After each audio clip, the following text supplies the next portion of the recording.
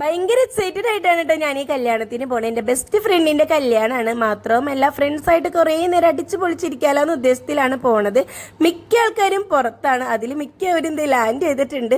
അപ്പോൾ എല്ലാവരായിട്ടും കൂടാൻ കിട്ടിയ ഒരു അവസരവും കൂടിയാണ് കേട്ടോ ഇത്. അപ്പോൾ ഇത് ഞാനും അക്ഷയും വിഷ്ണുവിൻ്റെ അമ്മയും കൂടിയാണ് കേട്ടോ ഓഡിറ്റോറിയത്തിലോട്ട് പോയത്. കുറേ നാൾക്ക് ശേഷമാണ് ഞാൻ സാരിയൊക്കെ കൊടുത്ത് പോണേ.